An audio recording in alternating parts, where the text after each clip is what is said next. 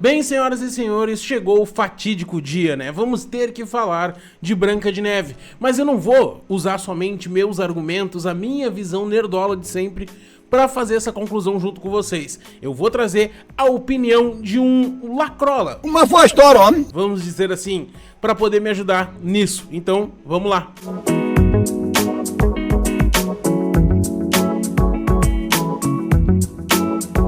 Fala, povo lindo, e aí pessoal, tudo bem com vocês? Aqui quem tá falando é o Ayrton. E galera, no vídeo de hoje nós vamos falar sobre Branca de Neve, fazer um pequeno review. Eu não sou especialista em cinema, nem nada do tipo, mas então eu vou aproveitar e trazer a opinião de alguém embasado. Ainda bem. E que em teoria seria, vamos dizer assim, um isento, um lacrador, mas que aparentemente é muito gente boa. Tudo bem. Enfim, vamos fazer esse react e em seguida e também durante vou falar a minha opinião sobre esse filme, mas antes eu peço para vocês que se inscrevam no canal, que ativem o sininho das notificações para não perder nenhum vídeo que sair aqui. Peço que deixem um like, que é muito importante, isso ajuda a gente demais nessa caminhada. Se puder e se quiser, torne-se membro, galera, é muito baratinho. E eu tenho que agradecer ao Matsuyama Tênis, que se tornou membro no canal. Muito obrigado, meu irmão, todo o apoio é muito bem-vindo, você não tem ideia do quanto isso é importante. E também, galera, se vocês quiserem nos ajudar na nossa meta de conquistar o PlayStation 5, tem aqui do meu lado um QR Code ou na descrição desse vídeo o link para o LivePix, e vocês podem doar o valor que vocês quiserem, que sempre também é muito importante para nos ajudar. Mas então, galera, é o seguinte, vamos trocar de tela e vamos já reagir ao vídeo da Lenogari, né? Snow White, Branca de Neve, crítica, ruim como musical, pior ainda como releitura. Como eu brinquei com vocês, né? Ele é, em teoria, né? Vamos dizer assim, um lacrador, mas, né? É uma maneira de tentar expressar mais ou menos aí o lado que ele seria, né? Não tô confirmando nada, nem dizendo nada. Vamos lá. Tudo bem, pessoal? Hoje comentário sobre Branca de Neve, que é o filme dirigido pelo Mark Webb, um lançamento da Disney que se posiciona simbolicamente como uma releitura da grande animação de 1937, que era o projeto favorito do Walt Disney. E aí... Não, e vou dizer uma coisa pra vocês, tá? A ideia desse filme da Branca de Neve, justamente, na minha visão, seria de trazer, né, a magia de volta pra Disney, porque, convenhamos, viemos mal, né? Viemos mal, está péssimo as coisas. Um acerto aqui, outro ali, mas nada que seja grandioso. E tentar fazer um live action da maior obra da Disney, né? A obra que deu dinheiro pro Walt Disney, que fez a Disney ser o que é hoje. Obviamente essa marca deveria bater bilhão só de ser dita, mas não é exatamente o que aconteceu. Eu penso que quando você vai analisar a história da companhia, pro que representa pra Disney, o uso do Technicolor, a questão da trilha sonora, Branca de Neve e os Sete Anões de 1937 marca um tipo de narrativa que aí a gente considera do estilo Disney, o padrão e tradição Disney no cinema. E esse filme ele vem meio que pra desmontar tudo isso. Não, e eu vou dizer pra vocês, tá? Já começa pelo título.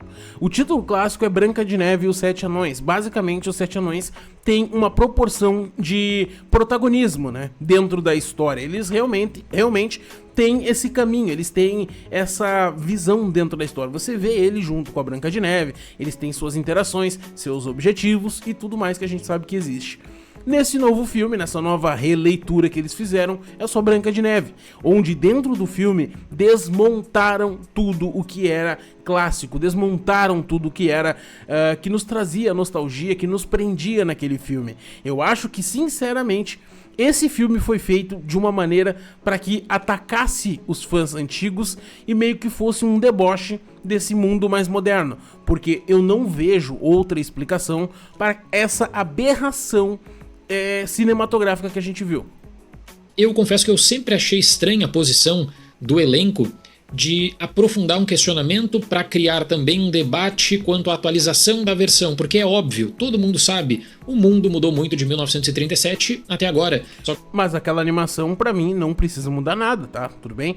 Passando-se quase 100 anos desde aquela animação, ela segue tranquila, é um mundo fantasioso, tem uma lição de moral ali. Ah, nós podemos discutir diversas outras coisas, mas, cara, é 1000 vezes mais fácil assistir toda aquela animação do que esse filme. Só que você não descarta um clássico simplesmente, você pode conversar, pode discutir, tem coisas problemáticas da Eu vou dizer pra vocês, eu não tinha assistido todo esse vídeo, tá? Essa parte aí pra mim também é surpresa.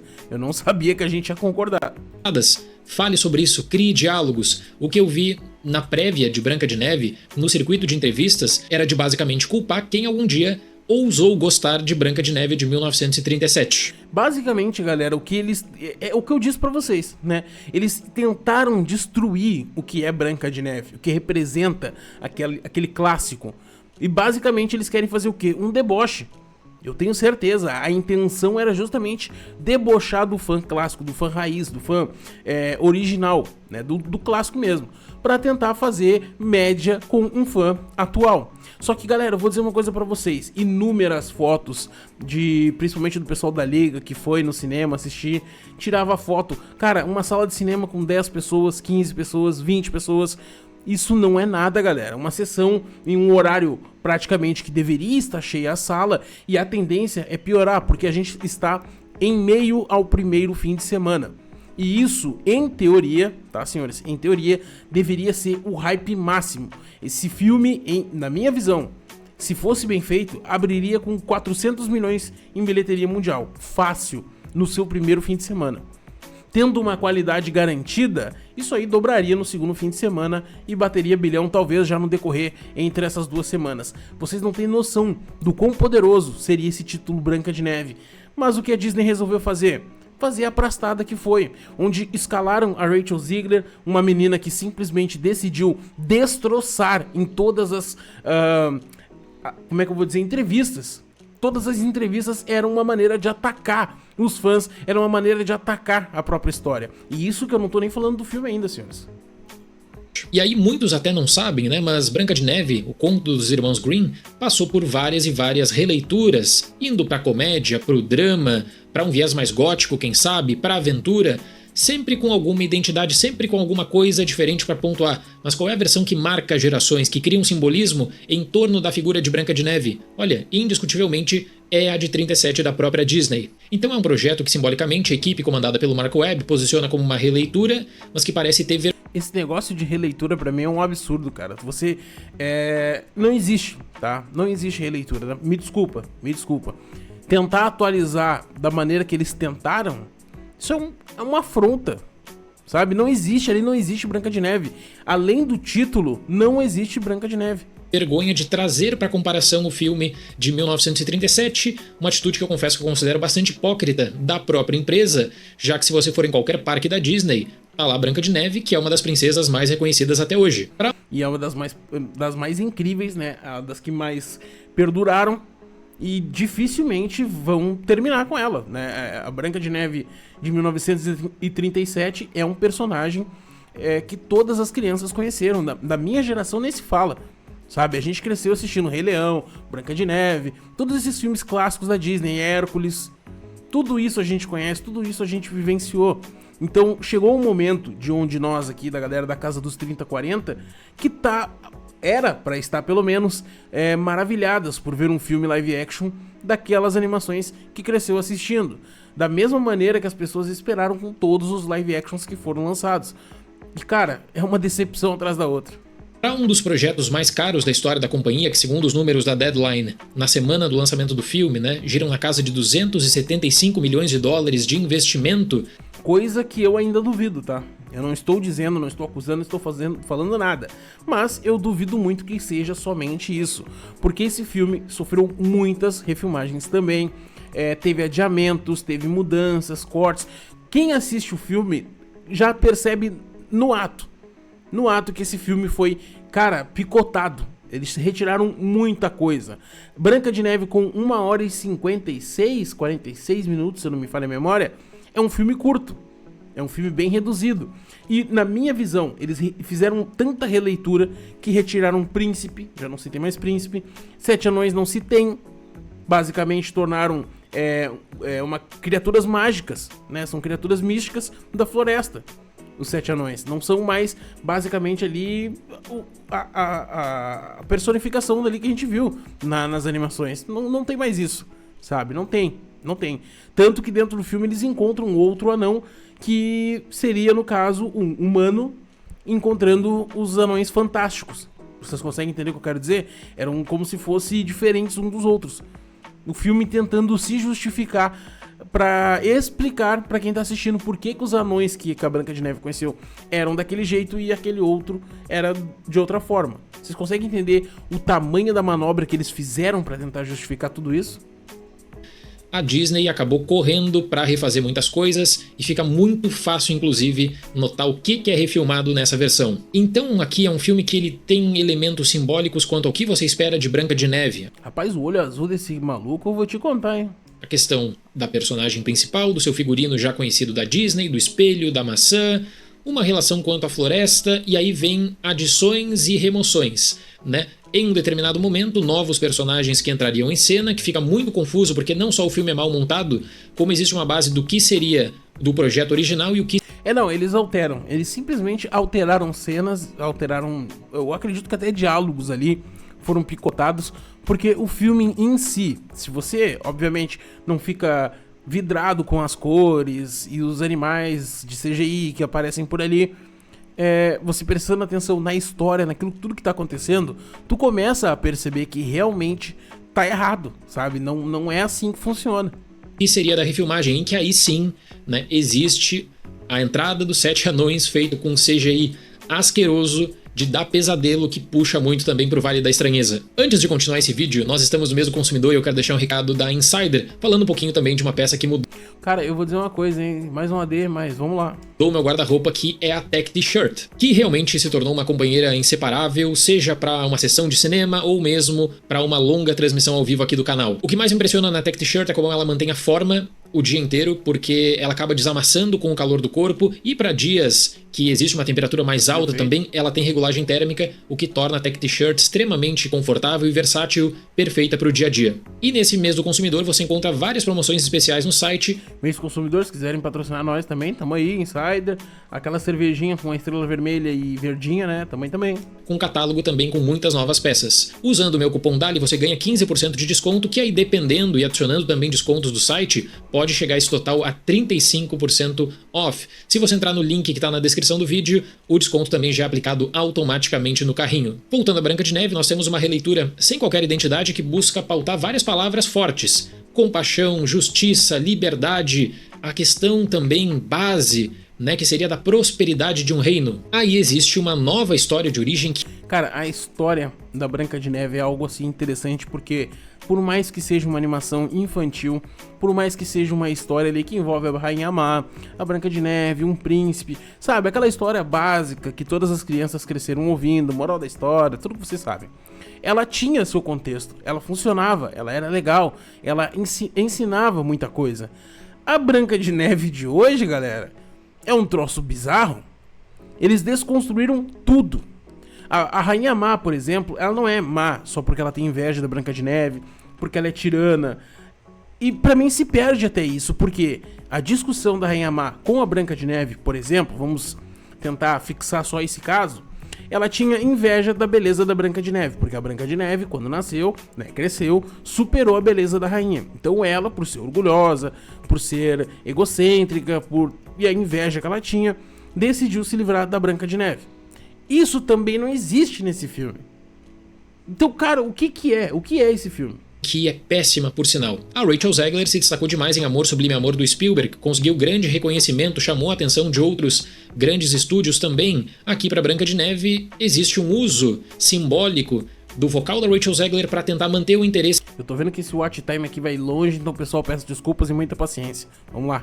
Nas canções originais, que são fracas, mas tem um momento, senhoras e senhores, que é um momento que é aqueles segundos antes do desastre, que você vê que a Gal Gadot vai cantar.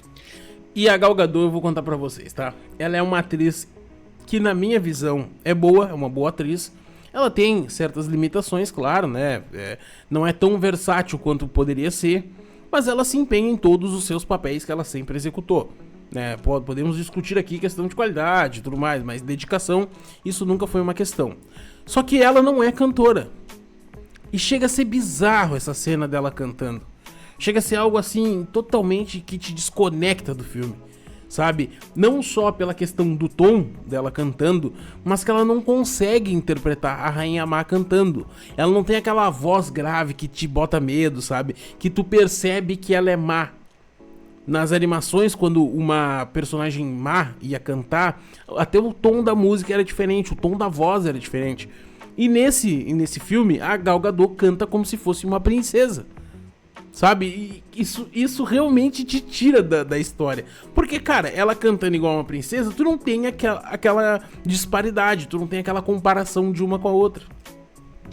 E aí não tem o que fazer, é se preparar porque o pior vai acabar tomando conta da tela. E esses segundos pro desastre me lembrou da primeira vez que eu vi Mamma Mia, quando eu vi que o Pierce Brosnan iria cantar, que eu imaginei, caramba, não acredito que vão colocar o Pierce Brosnan pra cantar em Mamma Mia. Só que aí o material base de Mamma Mia é um material interessante e até mesmo o teor de Mamma Mia tornou essa experiência mais leve. O mesmo não dá pra falar da experiência de ver a Gal Gadot cantando em Branca de Neve. A primeira canção é de um nível assustadoramente ruim, que me deixou extremamente confuso, e eu tô ainda pra saber na introdução da canção se é um autotune que tá muito ruim, ou se aí no metade da canção já trocaram pra uma cantora porque as coisas iam de mal a pior. Porque muda, galera, muda. Do início dali da música até um certo pedaço, tu nota que é a Gal Gadot. Do nada a voz dá uma diferenciada. Eu acredito na segunda opção. Eu acho que eles botaram outra pessoa pra cantar, tentando ali meio que emular, mas então era mais fácil ela fazer um back vocal, sei lá, só em cena que tá cantando e outra pessoa canta. Eu acho que seria mais simples, eu acho que seria mais viável. Para as canções originais de Branca de Neve, nenhuma deixa impacto, nenhuma interessa. Quando a Rachel Zegler ela tem mais tempo de tela, quem sabe para desenvolver uma canção, acaba sendo apagado também porque a própria ambientação do filme é ruim. Enfim, como o musical Branca de Neve de 2025 é ruim, aí como releitura parece ser ainda pior pelas... Não, e eu vou dizer pra vocês, o ambiente do filme parece que é dentro de uma sala. É como se eu estivesse aqui no estúdio, eu pintasse ele de azul e eu ia só mudando a minha volta, o cenário, eu só ia mudando o cenário. Eu ia conversando, pode ser a minha esposa aqui, a gente fazia toda uma cena aqui conversando. Ai, vamos sair daqui, vamos pro centro da cidade. Eu só altero a imagem à nossa volta. Parece que foi isso. Parece que eles não se deram ao trabalho de pelo menos irem até um parque, sabe? Aqueles parques ecológicos e gravar alguma cena ali, cara. Nem isso parece que eles tiveram interesse de fazer. Várias decisões tomadas e por essa indefinição, afinal, o que é Branca de Neve e o que é essa nova versão da Disney. Então a Rachel Zegler interpreta a Branca de Neve, que fica anos aprisionada pela malvada rainha, que é interpretada pela Gal Gadot, enquanto luta pela sua liberdade e encontra no caminho... Tem uns erros grotescos aqui. Tem um momento que a Rainha Má coloca ela pra limpar, né? Ela é feita de empregada pela Rainha Má. E primeiramente, ela só fica limpando o mesmo lugar o filme inteiro. Segundo, tem um momento que eu acho que até foi o pessoal da Linhagem que comentou também num vídeo, que é um momento que ela tá passando a bruxa no chão, né? Que é não é espanador que se fala, é pra limpar o chão, vocês estão ligados, né? E ela simplesmente, quando a câmera abre, tá seco aquela bruxa ali pra passar no chão, e tá seco o balde, não tem água, não tem nada. Só que o áudio é como se tivesse uma água passando por ali. Então eu pergunto, nem um balde d'água eles conseguiram se dispor a encher. O Jonathan, que é interpretado pelo Andrew Burnap, e também os anões. Como eu disse, o que é essa releitura? Então se pautava-se tanto, né, que é uma nova versão, que a versão de 37 é datada. Bom, aparentemente seria sobre a relação diferente da rainha malvada com a Branca de Neve, isso tudo envolvia o reinado. Como eu disse também, né, você consegue ver tranquilamente a cena do que seria o projeto que eu vou chamar original de Branca de Neve, que pega um corte de toda a apresentação e introdução em que você vai conhecer a nova história de origem. Não, e outra, né, tem muitos detalhes dentro do filme que não faz o menor sentido. O rei falando com a princesinha branca... Não, mas vamos começar. O nome dela é Branca de Neve porque sobreviveu uma nevasca. Não é porque ela tem a pele branca como a neve. Sabe? Já começamos por aí nessa distorção.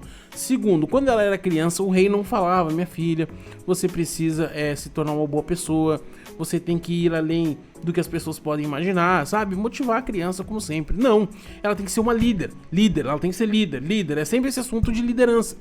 Mas o que isso significa? Não é tornar uma pessoa melhor? E aí depois a conclusão do filme também. Na metade do filme, aí que vem essa confusão, que a montagem não sabe o que fazer para conseguir reparar o dano que é enorme de precisar atrelar elementos tradicionais de Branca de Neve, como anões, as canções também, a floresta mágica, junto de novos personagens que surgem e somem com uma facilidade incrível. E aí tem a decisão, né, de colocar os anões. E essa mudança de o personagem sumir, dele aparecer e sumir de novo, sabe? Sem importância, sem peso.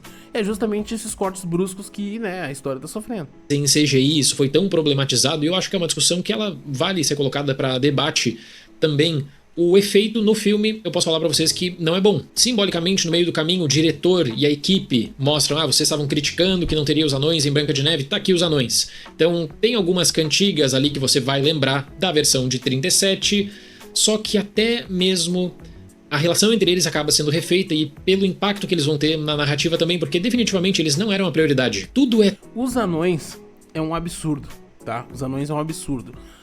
Eles simplesmente tornaram como se fossem colegas de trabalho que vivessem junto. E eles não têm a menor empatia um pelo outro, não se mostram como se fosse uma família.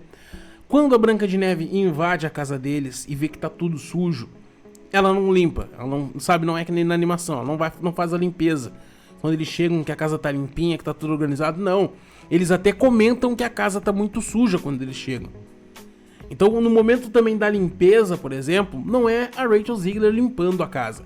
Ela simplesmente começa a cantar e girar como um peão ali no meio da sala, enquanto começa a entregar os instrumentos para que eles, depois de um dia cansativo de trabalho numa mineradora, que no fim também não é o dia cansativo, tá? O negócio dura 2 minutos, eles entram na mina e sai da mina. É isso aí, sabe? É incrível como esse filme ele não se leva a sério. Eu sei que é uma questão de fantasia, eu sei que a gente tá falando de uma história de ficção, mas ele precisa se levar a sério como filme.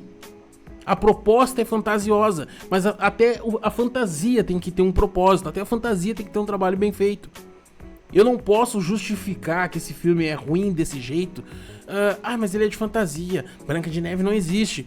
Sabe esse tipo de argumento ridículo que a gente vê todo santo dia?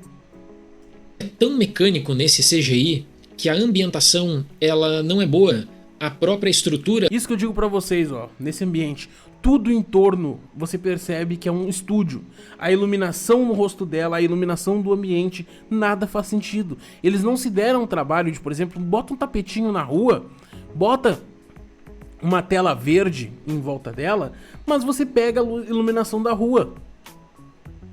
No pátio da empresa, vocês não vão conseguir fazer isso, cara.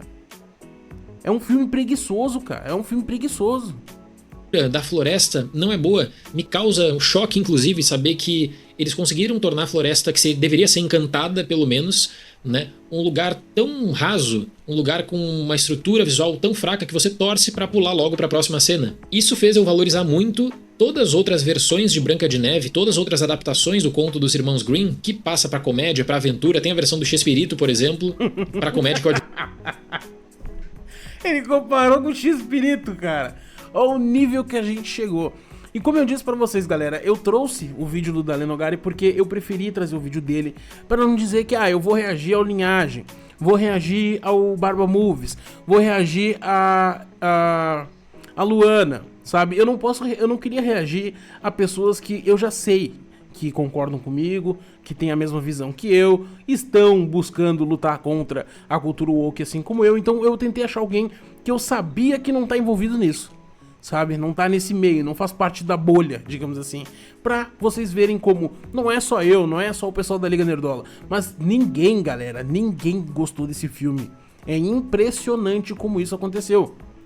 Admiro muito mais, inclusive, por quê? Porque você tem um referencial do que as pessoas esperam ver em uma história de Branca de Neve. E é impressionante notar como a Disney parece ter uma vergonha tremenda do filme de 37, tremenda. Aí você aproveita o figurino, você aproveita uma situação, você aproveita a cena da maçã, que é vexatória, por sinal. E aí eu falei da montagem, eu preciso dar os créditos, porque eu acho que a montagem foi o trabalho mais difícil desse filme. Mark Sanger e Sarah Brosher. Quando falta carisma, e falta durante todo o filme, por sinal... Não, ninguém tem carisma, tá? Infelizmente, me desculpa, Gal Gadot, não tem, ninguém tem, tá? Ninguém se salva, me desculpa. Tem pessoas que gostaram de uma coisinha aqui, uma coisinha ali, mas eu não, sabe, não tem cabimento, sabe? Esse filme, Branca de Neve, 2025, isso é um marco dos filmes ruins. Eu já vi Dragon Ball Evolution, eu já vi Cavaleiros do Zodíaco, mas isso aqui, meus amigos, isso aqui vai além. Sinal, o mais fácil é o quê? É buscar por um animal, só que aí os animais são em CGI, então isso não ajuda muito também. Então corta para um animal, ou se tem alguma preocupação maior, corta pra algum dos 7 anões com uma cara de preocupado. Só que aí nesse CGI, é capaz que você tenha pesadelo. Susto. Chega... Não, então, você que vai assistir esse filme, tá? Se você não assistiu ainda, a primeira aparição, o primeiro momento que você vê os anões é algo que te impacta, te incomoda. Tu fica desconfortável. Depois de 40 minutos, sei lá, aquilo meio que já se torna normal porque tu já tá totalmente atordoado do filme. Mas é uma coisa assim horrorosa. Me desculpa. Parabéns, Peter Dinklage. Momentos que você nota que não tem salvação. E aí eu fico muito com essa impressão do número musical, primeiro número da Gal Gadot, que é um freestyle de cortes a cada 2 segundos pra ver o que aproveita, se mostra a cara dela, se mostra o figurino, porque não existe coordenação musical, né? Não é um ato musical, é meio que corta e cola pra ver o que pode ser apresentado pro público. Coisas positivas, o canto da Rachel Zegler é muito bonito. Existe também... Como cantora, né, geralmente a Rachel Zegler até que se sai bem. Tem seus altos e baixos, mas normalmente nota acima da média. Mas como atriz, infelizmente, ela não conseguiu ter expressão nenhuma. A minha visão desse filme parece que ninguém sabia o que deveria se fazer durante as gravações. Ninguém sabe como é que deveria se comportar. Eu culpo bastante, né, o diretor e o roteirista. São duas pessoas que, olha, numa situação normal poderiam sair até presas, porque isso aqui é um crime, esse filme. Esse filme é um crime. Não é possível que essas pessoas andem soltas pela rua. É inacreditável. Uma ideia lá na metade do filme de quem sabe buscar por uma simbologia clássica de Branca de Neve, até que isso precisa ser desconstruído para dar conta de um novo final, para dar conta de um final que abrace toda a questão macro que envolve reinado. Tem um momento que eu me lembrei de um segmento antigo do programa do Jimmy Kimmel. Se eu achar, até eu coloco nesse vídeo, que aí o Jimmy Kimmel fala: a beleza não vem daqui, a beleza vem daqui. É o mesmo argumento de Branca de Neve, é a mesma coisa quanto a relação da rainha com o espelho e do que eles querem pautar na noção de justiça, liberdade. Não, e outra, galera, eu vou dois pontos importantes que eu sempre vou ressaltar. Primeiro, nesse momento de falar que a beleza é interior, estão chamando a princesa de feia. Me desculpa, mas é. Porque então na questão da beleza ela não se garante. Ela não vai vencer nunca a Rainha Má. Então ela é feia. Simples assim. Segundo, a rainha cruel, egoísta, que praticamente explora o reino. Ela é invejosa. Ela manda o caçador ir atrás da princesa, né? Pra matar a princesa. Ou seja, né? É uma assassina. Tudo isso acontecendo e o espelho falou que a Branca de Neve se destacou entre todos porque ela tem um coração melhor que o da rainha. Só que é engraçado então que no reino ninguém presta.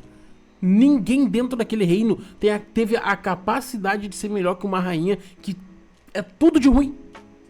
Só a Branca de Neve, ela é a única pessoa que presta num reino inteiro. E se bem que aquele reino parece uma rua, né? Porque é todo mundo no mesmo ambiente o filme inteiro.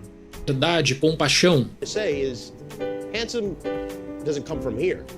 Handsome comes from here. Essa ideia do reinado, dos súditos que são coitados, nada é desenvolvido. Então existe um final desse filme que carece de contexto, carece de desenvolvimento, porque provavelmente era o final lá do primeiro projeto de Branca de Neve, quando foi anunciado, e quando, especialmente as duas atrizes do elenco falavam, não, é uma ideia totalmente diferente, algo totalmente diferente. Totalmente horrível, né? Péssimo. Isso aí foi pra destruir a história do filme. Branca de Neve tá datado e é muito problemático. Eu sou totalmente contra a ideia de que você apaga clássicos e atualiza com novos discursos. Isso não vale só pro cinema, vale pra qualquer arte. Perfeito, tá? Perfeito. Nesse momento eu concordo 100% contigo. Daniel Nogari, eu sou obrigado a dizer que na minha visão é exatamente isso. Um clássico, ele se tornou um clássico justamente pela sua qualidade, originalidade, e é incrível ver que ele suporta o tempo. Os anos passaram e ele permaneceu, e diversos filmes são assim. Mas todas essas releituras que foram feitas de 2014, 2015 pra cá, nenhuma perdura.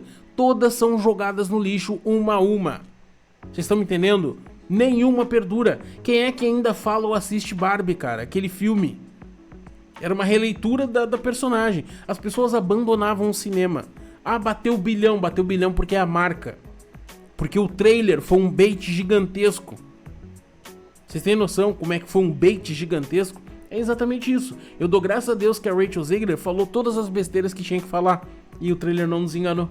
você pode debater, você pode criar espaços de diálogo, levar em conta o contexto, levar em conta a produção. Se coisas precisam e devem ser problematizadas, você abre isso numa discussão normal. O que eu encontrei em Branca de Neve é essa vontade de fazer algo muito diferente, que chega um momento que a própria empresa vê que se for tão diferente assim, vai descaracterizar tanto que o problema seria ainda maior. No meio disso tudo surge um filme, surge uma confusão, que é Branca de Neve de 2025. E pra Branca de Neve de 2025, eu dou a nota 2. Nota 2, cara! Eu vou reforçar, para caso vocês não tenham percebido no início do vídeo, tá? O Dalle Nogari, ele é um crítico, vai pro cinema, vai pro Oscar, é um cara renomado. Não é da turminha dos nerdolas, né? Em teoria, entre muitas aspas, é um lacrador. E esse cara simplesmente assistindo a Disney, assistindo um filme... Olha como o filtro pegou legal na Rachel Zegler aqui. Assistindo esse tipo de filme, ele deu nota 2. O Tony Elvis, 3,5, juntando as duas notas. Se não me falha a memória, os irmãos Alba, eu acho que é 4 e 3 também, uma coisa do tipo. Meu senhor amado, cara, o que aconteceu aqui? Claro que aí a comparação com Branca de Neve de 1937 torna as coisas ainda pior, porque não estamos falando de empresas diferentes, não tem uma empresa que faz o Branca de Neve animação e uma outra que faz um live action. É a mesma Disney. Então é um longa que eu penso que ele vai gerar debates quanto ao posicionamento de marca da empresa e também dessa estrutura de live. Se ainda restar alguma empresa, né? Convenhamos, depois desse filme, Lilo e Stitch é a última salvação. Se a Disney, por um acaso, eu acho que Lilo e Stitch bate bilhão, tá? Eu sou fã, gosto bastante. Vou no cinema assistir Lilo e Stitch, provavelmente, talvez corra o risco de ter que ir mais de uma vez. A minha esposa também é muito fã do Lilo e Stitch, então, né, dependendo da situação, da qualidade do filme, teremos que ir mais de uma vez. Mas enfim, Lilo e Stitch talvez seja o filme que a Disney está ansiosa para lançar, para que ele bata mais de bilhão e pague o que Branca de Neve custou. Essa é a impressão que eu tenho. Porque Branca de Neve, eles limitaram tudo que podia limitar, pouparam dinheiro de todas as maneiras possíveis para tentar, né, dar uma segurada e talvez sobreviver através do Lilo e Stitch. Eu apostaria nisso.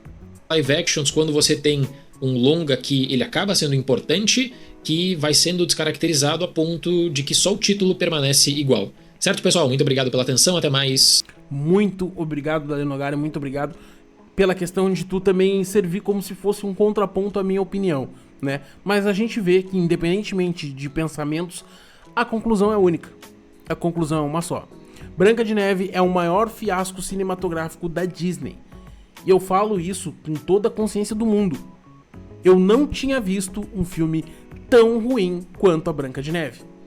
E eu estou repetindo pra vocês, eu vi Dragon Ball Evolution, eu vi Cavaleiro do Zodíaco.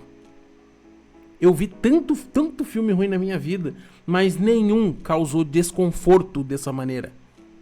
Sabe, de tu não ter, assim ó, uma agonia a cada cena. Nada tu queira olhar. Eu já vi filme muito ruim que me divertiu, já vi filme muito ruim que eu achei engraçado, que teve cenas de ação boas, pelo menos. Enfim, tem filme ruim pra tudo. Agora, um filme ruim, que ele é ruim em todos os sentidos, eu não tinha visto ainda. Pelo menos eu não tinha visto ainda. É algo assustador. Mas galerinha, eu quero saber da opinião de vocês. O que vocês acharam de Branca de Neve? Se assistiram, gostaram, não gostaram? Qual a opinião de vocês em comparação à minha ou do Dalle Nogari? O que vocês pensam sobre esse filme? Vocês têm algum tipo de esperança com a Lilo e Stitch ainda? Não? Minha visão, tá? Branca de Neve é um flop gigantesco, nasceu flopado, era um filme que não tinha como dar certo. Lilo e Stitch é uma resposta a esse filme. Já que a Branca de Neve estava pronta há muito tempo e Lilo e Stitch não, eles sabiam que ia acontecer tudo isso, principalmente depois do que Rachel Zegler fez em todas as entrevistas. Então eles praticamente criaram Lilo e Stitch com uma forma de contenção de danos. Tudo que na minha visão tá, 275 ele falou, né, milhões de dólares. Cara, eu chuto que deve ter sido 400 milhões, fácil. Somando todos os gastos de marketing, de regravação, de gravação, de elenco, de tudo. Eu suponho que deve sim girar na casa dos 400 milhões. Esse filme, muito difícil, chegará a $500 milhão. Muito difícil. muito difícil mesmo. Suponho eu que será igual a Capitão América, ou talvez menos. Essa é a minha opinião, galera. Quero saber a opinião de vocês do que acharam. Muito obrigado quem assistiu o vídeo até aqui. Não deixa de se inscrever no canal, de comentar, de compartilhar, que é muito importante. Isso ajuda a gente demais nessa caminhada. Se puder e se quiser, torne-se membro. É baratíssimo. Cara, assim, ó, preço de pinga. Mas também temos aqui o QR Code do meu lado e o link na descrição desse vídeo. E vocês podem mandar um Live Pix no valor que vocês quiserem, para assim a gente também ter a nossa chance de conquistar o PlayStation 5. Galera, muito obrigado quem assistiu o vídeo até aqui. Não deixa de se inscrever no canal, de comentar, de compartilhar, que é muito importante. Até a próxima. Valeu!